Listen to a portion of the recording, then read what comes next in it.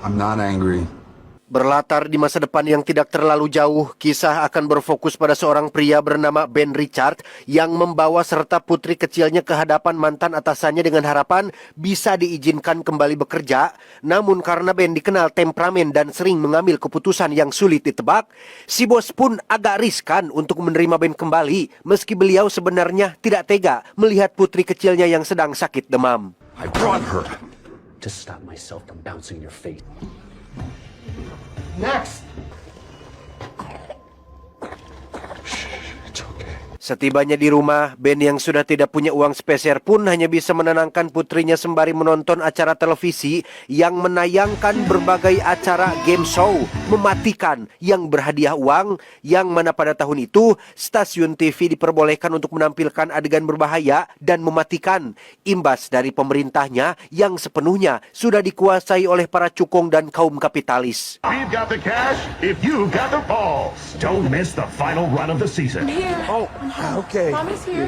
How's she doing? Mommy. How's she feeling? Tak lama, sang istri pun akhirnya pulang setelah seharian bekerja sebagai pelayan di bar. Namun ia mengaku akan keluar lagi untuk ambil kerja lembur demi bisa membeli obat dari hasil uang tips para pelanggan hidung belang yang katanya biasa datang malam-malam. Disinilah Ben sebagai seorang suami sekaligus kepala rumah tangga benar-benar merasa dilema seolah tidak berguna. Satu sisi dia teh kasihan dengan putrinya yang sedang demam tinggi. Di sisi lain dia tidak ridho membiarkan istrinya digoda-goda bahkan dipegang-pegang oleh lelaki hidung belang di bar. Sehingga daripada loba mikir, Ben pun nekat untuk pergi ke stasiun televisi dan akan mengikuti salah satu acara game show mematikan demi mendapatkan uang untuk putri kecil mereka.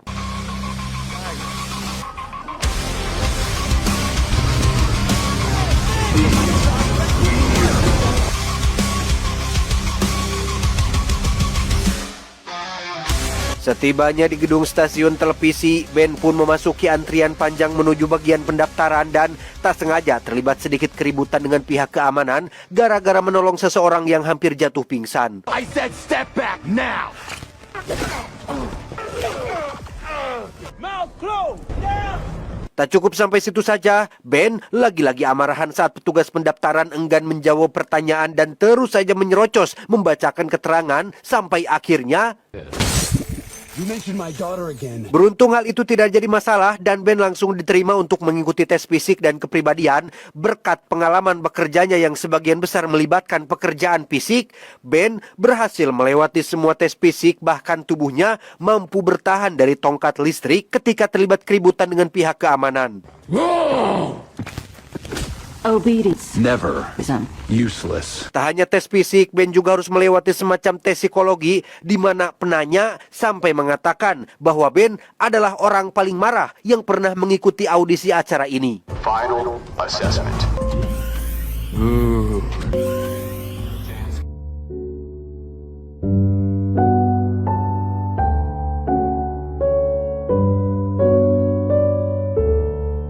Setelah dinyatakan lulus, Ben akhirnya bertemu langsung dengan sang pemilik stasiun TV bernama Dan Kilian. Sebagai owner dari satu-satunya stasiun televisi yang ada pada zaman itu, Kilian mengatakan bahwa ia sangat takjub dengan semua hasil tes yang sudah Ben lalui. Kilian memutuskan bahwa Ben resmi ikut dalam salah satu acara paling mematikan yang pernah ada, yaitu The Running Man, yang hadiahnya akan membuat Ben masuk dalam jajaran orang terkaya di dunia. I'm not trying to get myself killed. Mendengar dirinya akan dimasukkan ke dalam acara The Running Man, Ben pun sempat mundur karena ia tahu bahwa acara tersebut adalah acara game show paling mematikan di antara yang lain. Bahkan sampai detik ini belum pernah ada yang berhasil memenangkannya dan pulang ke rumahnya. Dan semua kontestan yang ikut dinyatakan tidak pernah selamat. I'll do any other show. Mendengar jawaban Ben, Kilian pun langsung memberikan amplop berisi uang sebagai bonus tanda tangan. Kilian sudah tahu bahwa Ben sedang membutuhkan uang untuk putrinya yang sakit demam, sehingga Ben pun akhirnya berubah pikiran dan memutuskan untuk menandatangani kontrak acara The Running Man. Sign the agreement and change your family's life. You're a fighter, Richards.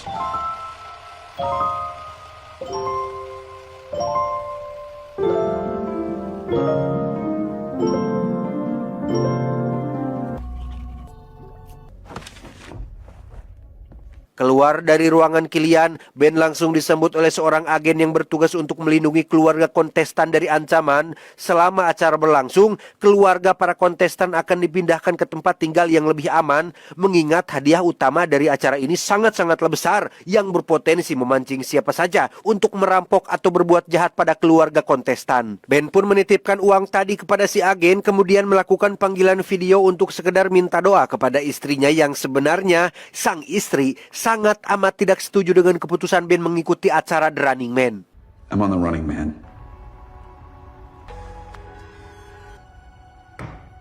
We good? Saatnya tampil, Ben pun dipakaikan sebuah gelang yang berfungsi sebagai timer, pengingat, dan notifikasi hadiah. Kilian juga memberitahu bahwa Ben bebas ngomong apa saja selama acara perkenalan berlangsung, karena itu akan semakin menambah seru acara ini dan tentu saja menambah rating acara ini. The Running Man! Ketika acara sudah dimulai, host pun langsung memperkenalkan 3 kontestan yang akan ikut dalam acara The Running Man musim ini, di mana acaranya sendiri akan berlangsung selama 30 hari tanpa henti.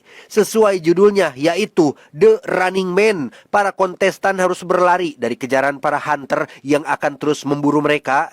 Setiap hari mereka wajib membuat video dan dikirim melalui kotak Drone Express. Hadiah dimulai dengan $1.000 di hari pertama dan akan terus bertambah 2 kali lipat setiap harinya hingga tepat di hari terakhir, yaitu hari ke-30. Hadiah akan menjadi sebanyak $1 miliar atau senilai 16 triliun loh ini rupiah untuk nilai tukar pada saat itu. $1 billion new dollars! Hadiahnya sangat sebanding dengan resiko yang harus diambil. Selama 30 hari, mereka akan terus diburu oleh para hunters yang terdiri dari 5 orang dengan sosok The Ghost sebagai pemimpinnya.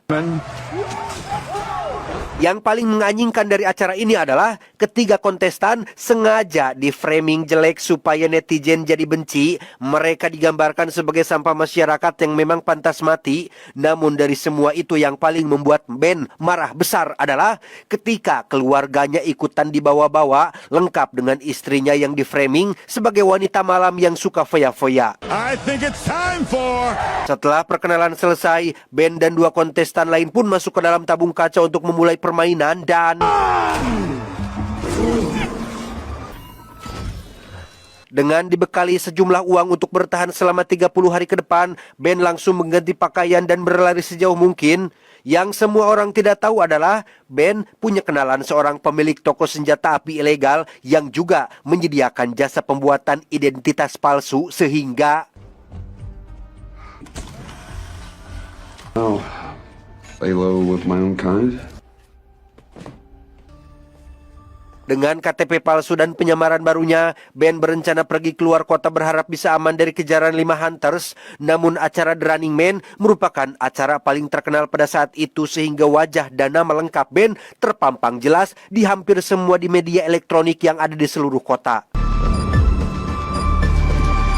Tiba di kota New York, Ben langsung membooking kamar hotel untuk sebagai tempat tinggal sementara. Di situ gelang menunjukkan waktu untuk Ben membuat rekaman video sebagai bukti bahwa ia masih hidup dan harus memasukkan kaset rekamannya melalui kotak pos dengan drone canggih yang akan mengantarkannya langsung ke stasiun televisi.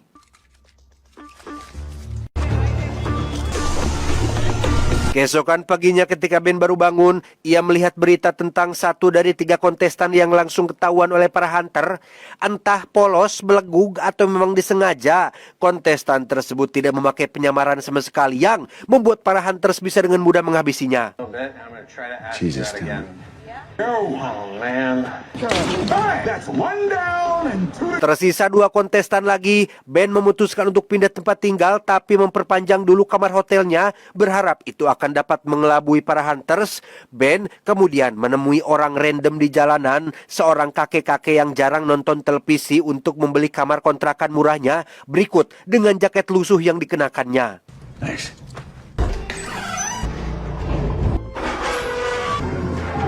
Setibanya di kamar si kakek, Ben sempat terkejut ketika sebuah granat jatuh dari dalam kotak. Si kakek sepertinya adalah seorang mantan tentara yang sudah lama pensiun. Tak lama, Ben mendapati gerak-gerik mencurigakan dari seorang gelandangan yang ada di depan kontrakan dan benar saja, para hunters dan kru TV pun muncul di sana yang entah bagaimana mereka bisa melacak keberadaan Ben di tempat ini. Tak ada waktu untuk berpikir, Ben pun dengan cepat kembali ke kamarnya untuk berkemas dan mencoba kabur dengan cara keluar dari jendela.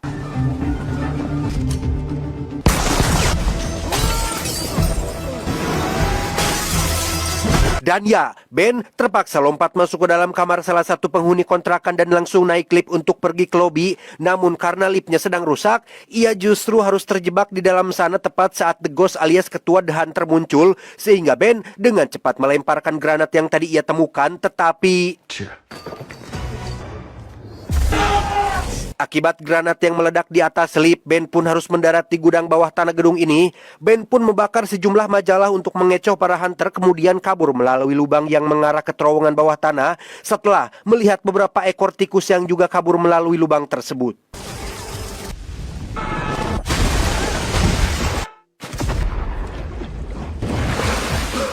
Lolos dari para hunters, Ben pun dengan cepat membuat rekaman video sesuai notifikasi yang sudah muncul dari gelangnya. Selesai mengirimnya melalui kotak pos, Ben pun menemukan seorang bocah yang sedari tadi terus mengawasinya, yang ternyata bocah itu tidak berniat jahat sama sekali. Yang ada justru ingin membantunya dengan cara mempertemukannya dengan sang kakak. You gotta get off these streets, man. Hell no. Bye, Bendy.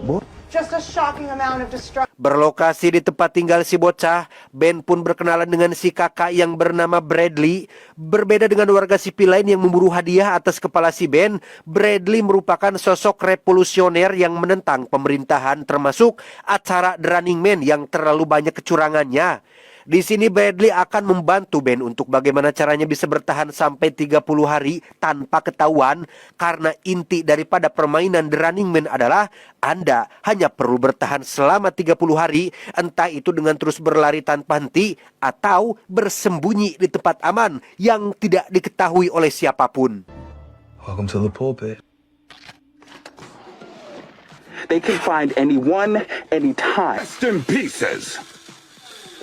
Bradley menyarankan Ben untuk memilih opsi kedua, yaitu bersembunyi di tempat aman, karena meskipun ia terus berlari, menyamar, dan berpindah tempat, ala kumaha ge, para hunter akan menemukannya entah bagaimana caranya.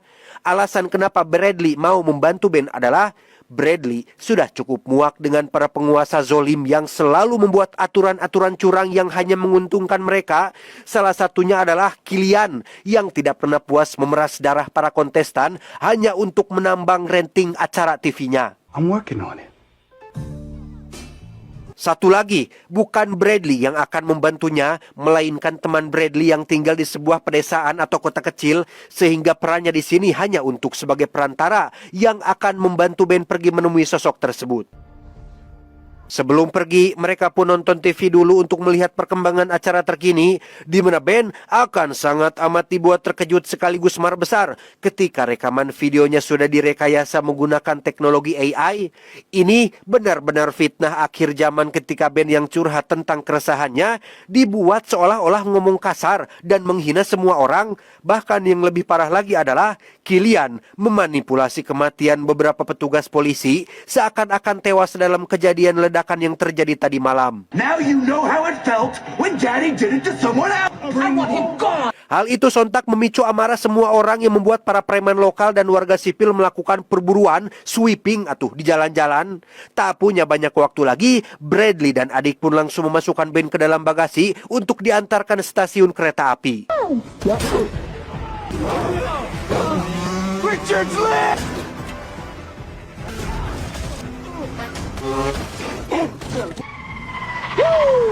Meski sempat terlibat ketegangan dengan para preman jalanan, Bradley akhirnya berhasil mengantarkan Ben ke stasiun kereta api. Dari situ, Ben langsung melakukan perjalanan panjang menuju alamat yang sudah Bradley berikan. But if I did, they just fake this one up with the blahs today.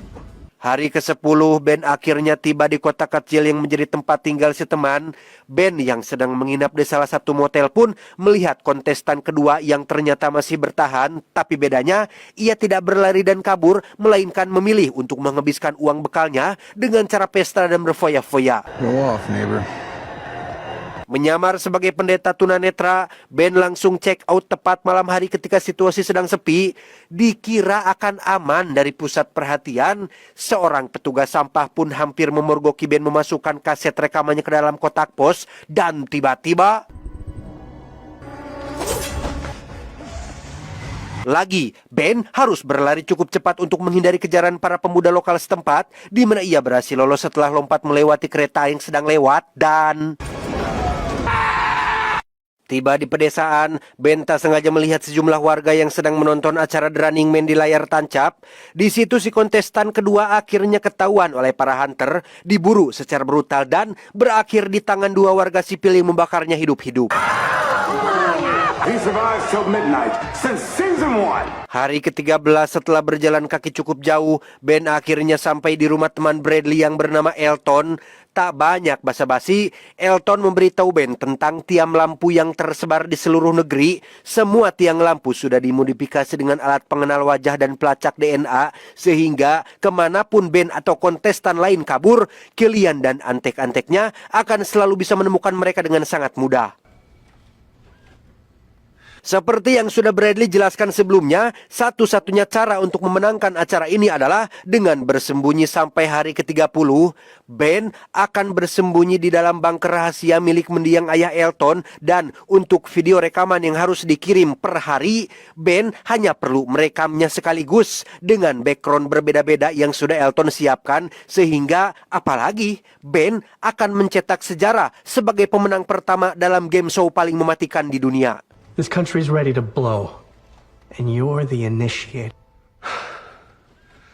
Ketika ditanya alasan kenapa Elton mau membantunya, mirip seperti Bradley, Elton sangat membenci sosok Killian dan orang-orang kaya lain, para pejabat dan para penguasa zolim yang selalu memutarbalikkan fakta untuk keuntungan mereka. Bahkan mendiang ayah Elton menjadi bukti nyata sebagai salah satu korban atas kekejaman yang sudah para penguasa lakukan. His buddies on the force never solved the case. They're the ones who killed him. Saat Elton sedang menyiapkan keperluan yang Ben butuhkan, Ben tak sengaja bertemu dengan ibunya Elton yang sudah kemakan berita hoaks mengenai sosok Ben yang jahat. Elton mencoba mencegah ibunya untuk memanggil polisi, tetapi ketika Ben menjelaskan terlalu detail bahwa seluruh polisi negara bagian akan mendatangi rumah ini jika sampai ia ada di sini, disitulah Elton terpikir untuk membalas dendam atas kematian ayahnya, dan justru malah dia sendirilah yang melakukan panggilannya. Kurang dari 1 menit para polisi sudah mengepung rumah ini. Bukan tanpa persiapan, Elton memang sudah lama menunggu momen ini tiba karena ia sudah menyiapkan beberapa jebakan mematikan yang diantaranya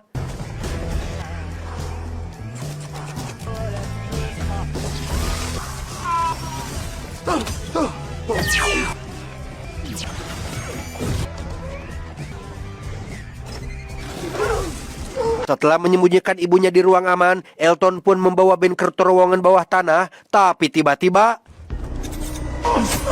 ya, salah satu hunter berhasil menikam Elton, dan yang terjadi selanjutnya adalah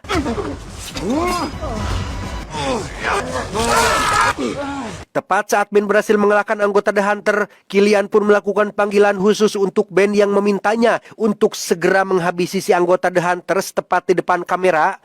Semua itu Killian lakukan demi untuk rating acara, sampai-sampai ia tidak peduli dengan nyawa anak buahnya sendiri. Tak mau diperintah oleh siapapun, Ben pun membiarkan si anggota hidup dan langsung kabur bersama Elton. Namun The Ghost sudah menunggunya di depan jembatan dan menembak si Elton yang membuatnya tewas seketika.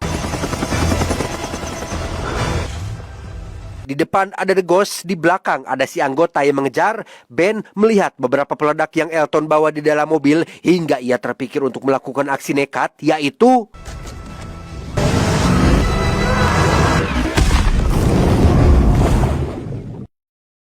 hari ke-17, Ben pun mencoba mencari lokasi bunker sesuai peta yang sudah diberikan Elton sebelumnya. Namun setelah dipikir-pikir, Killian adalah orang yang licik yang tidak akan pernah membiarkan siapapun memenangkan game show ini. Kalaupun Ben sembunyi sampai hari ke-30, Killian pasti akan melibatkan istri dan anaknya sebagai jaminan untuk membuat Ben tetap kalah dalam acara ini.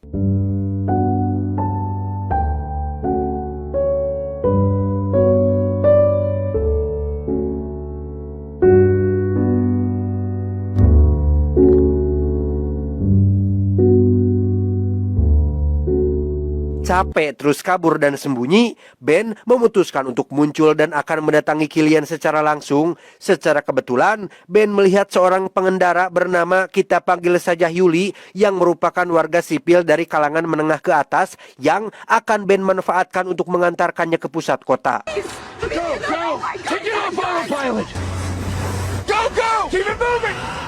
Sama seperti masyarakat perkotaan yang sudah kemakan hoaks, Yuli juga menganggap Ben adalah seorang penjahat yang meskipun Ben sudah mencoba menjelaskannya bahkan sampai menunjukkan foto keluarganya, Yuli tetap tidak percaya dan mania teuing kumaha sia. You disgust me. Keep it pointed north. Tak lama, muncullah sebuah truk berisi 2 warga sipil yang memburu imbalan hadiah, tetapi Just step out of the car. ya, sebuah drone menembaki 2 warga sipil tersebut dari atas, disusul dengan sebuah tayangan palsu yang memperlihatkan Yuli meminta tolong dari dalam mobilnya, sehingga disinilah Yuli akhirnya percaya bahwa Ben bukan orang jahat dan yang selama ini diberitakan merupakan hoaks dan fitnah hasil rekayasa.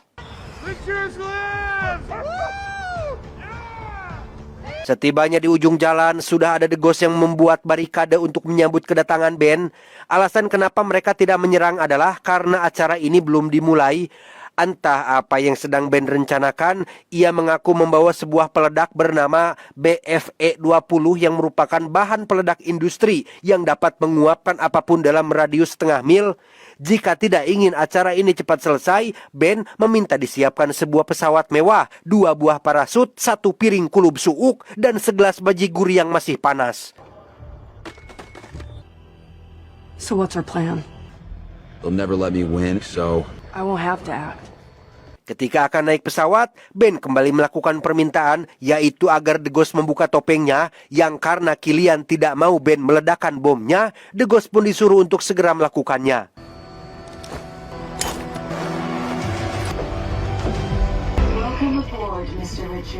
Masuk ke ruang kokpit, Ben langsung menyadari jika ketiga pilot tersebut adalah anggota The Hunters.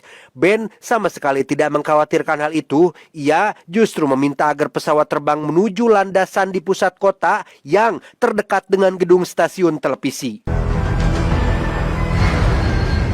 Tak lama, Killian pun menghubungi Ben secara pribadi.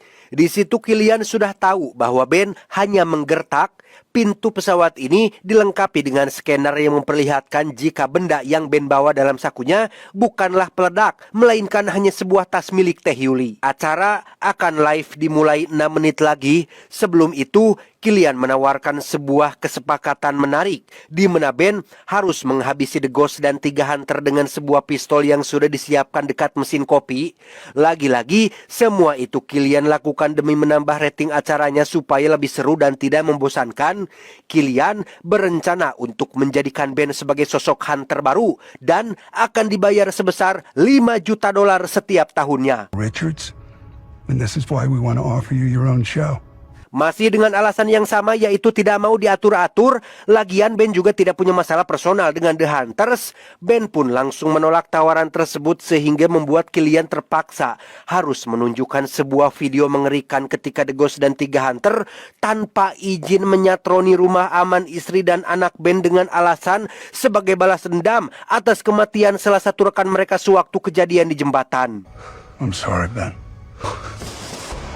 Dan sungguh, betapa hancur dan marahnya hati seorang Ben ketika melihat 2 orang paling dikasihinya mati. Padahal alasan ia mengikuti acara ini untuk mereka. Sehingga, anjing, disinilah Ben sudah tidak punya tujuan hidup lagi dan akan menghabisi semua orang yang dianggap pantas mati.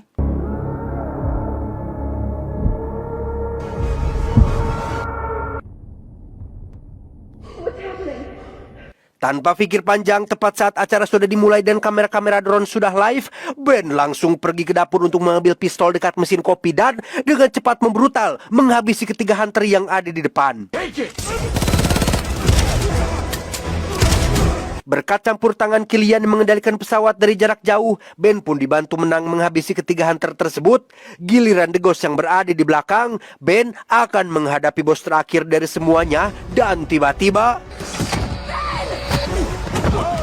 The Ghost berhasil melukai perut Ben menggunakan pecahan kaca, yang di situ The Ghost akhirnya membuka sebuah fakta menarik bahwa ia dulunya juga adalah salah satu kontestan yang berhasil bertahan sampai hari ke-29, dan sama seperti Ben, ia ditawari kesepakatan untuk menjadi ketua The Hunters dengan bayaran besar setiap tahunnya. The Ghost juga memberitahu Ben bahwa keluarganya belum mati. Video yang ia lihat tadi adalah hasil rekayasa AI sama seperti sebelum-sebelumnya. Namun terlambat untuk Ben bisa mundur sekarang karena salah satu dari mereka harus ada yang mati demi keberlangsungan acara ini. Truth is, Dan ya, Ben berhasil menang setelah The Ghost tersedot lubang peluru yang ia buat sendiri. Dengan fakta bahwa Ben sudah menuntaskan misi balas dendamnya, semua penonton yang dulu benci kini menjadi simpati setelah melihat rekaman video pembantaian keluarganya. Ben dianggap sebagai pahlawan yang akan menjadi sosok The Hunters pada acara musim depan. congratulations, Ben, and welcome to the network family. Tak peduli dengan semua itu, Ben pun menyuruh Yuli untuk lompat dari pesawat menggunakan parasut yang sebelumnya sudah ia minta. Sementara untuk Ben sendiri, ia memilih bertahan di dalam pesawat sembari melakukan panggilan video dengan Killian untuk memastikan sekali lagi apakah keluarganya masih hidup atau tidak. Killian menjawab, itu tidak penting. Yang terpenting sekarang adalah Ben setuju atau enggak jadi The Ghost atau The Ghost baru The Hunter di musim depan. Karena kalau enggak setuju, Killian akan menayangkan sebuah video rekayasa yang di situ Ben mengancam akan menabrakkan pesawat ke gedung stasiun televisi berisi sekitar 5.000 orang tak berdosa di dalamnya. We are live in 5, 3, 2, 1. Karena Ben keras kepala menolak tawarannya, Killian pun langsung menayangkan video rekayasa tersebut yang alhasil penonton pun jadi benci lagi terhadap sosok Ben sehingga membuat Killian punya alasan kuat untuk meledakkan pesawatnya di udara. 1 tahun berlalu tepatnya di acara season selanjutnya. Di luar prediksi Killian, para penonton ternyata masih menganggap Ben sebagai pahlawan dan menilai jika Killian terlalu memaksakan semuanya. Bahkan saking kompaknya dukungan para penonton, host pun jadi ikutan merasa bersalah atas kematian Ben dan memutuskan untuk berhenti jadi pembawa acara di game show ini. Coco, come on, let's go. Acara mendadak kacau ketika seorang provokator memancing para penonton dengan cara melemparkan bom molotov ke atas panggung, di mana itu adalah ulah dari seseorang yang tidak diduga-duga kemunculannya, yaitu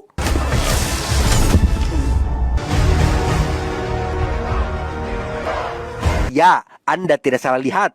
Sewaktu pesawat meledak, Ben sebenarnya berhasil selamat berkat fitur canggih yang dinamakan pod keselamatan. Killian bahkan tidak menduga akan hal itu sehingga membuatnya tidak melakukan penyelidikan lebih dalam dan menganggap Ben sudah benar-benar tewas. Selamat dari ledakan, Ben tidak langsung pulang pada keluarganya tapi sempat menemui mereka beberapa kali di tempat umum. Yang hal itu harus Ben lakukan demi untuk kelancaran misi balas dendamnya, yaitu menghabisi sosok Killian dengan tangannya sendiri. 4, 1. And action. Tamat ending yang sangat-sangat memuaskan.